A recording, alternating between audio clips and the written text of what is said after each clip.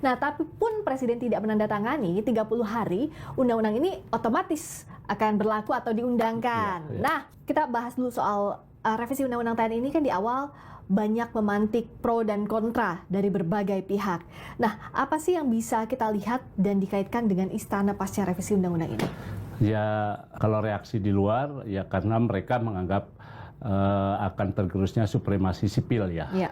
Nah, di dalam juga barangkali juga hampir sama, karena makin banyak perwira militer aktif yang masuk tanpa berhenti dulu atau mundur, ya, itu membuat para aparatur sipil negara ASN di istana juga khawatir gitu. Oke. Nah, sebelum masuk ke sana, tapi sekarang kan posisinya itu sudah setelah disetujui oleh DPR dan pemerintah, Ya, sudah diserahkan ke Presiden Prabowo Subianto lewat Sekretariat Negara, betul ya Mas Har ya? Ya, jadi memang setelah diwarnai berbagai penolakan ya oleh sejumlah elemen aksi mahasiswa maupun masyarakat sipil, revisi Undang-Undang TNI itu akhirnya disetujui oleh pemerintah dan DPR, dan itu catatan saya itu pada tanggal 20 Maret.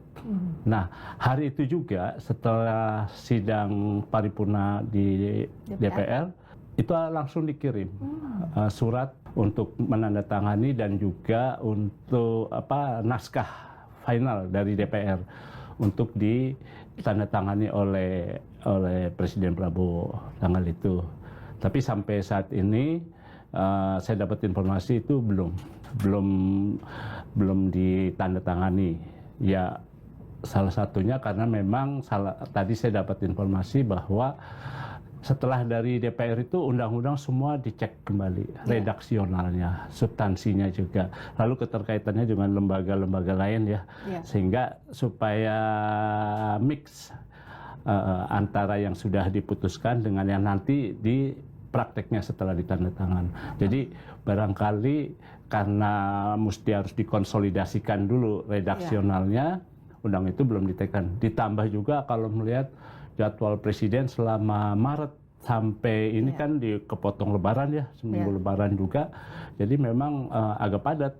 Ada menerima tamu, menerima kunjungan, lalu ada rapat, ada sidang kabinet, lalu ada juga kunjungan selama 8 hari ini.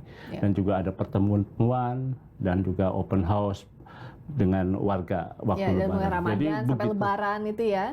Jadi begitu padatnya, jadi kelihatannya belum bisa. Selain padatnya agenda, Mas Har, apakah bisa kita lihat bahwa Presiden Prabowo Subianto ini tetap berhati-hati sebelum menandatangani, meskipun pada saat itu kan sudah disetujuinya oleh pemerintah juga. Iya. Nah, tapi Presiden Prabowo Subianto di sisi pemerintah tidak cepat-cepat untuk menandatangani pasca undang-undang itu disetujui. Secara prosedural memang begitu, di Seknek itu kalau ada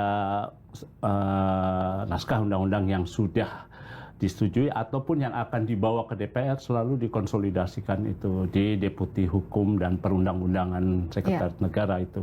Jadi di situ unsur kehati-hatiannya supaya undang-undang itu juga tidak menimbulkan problem lagi gitu ya.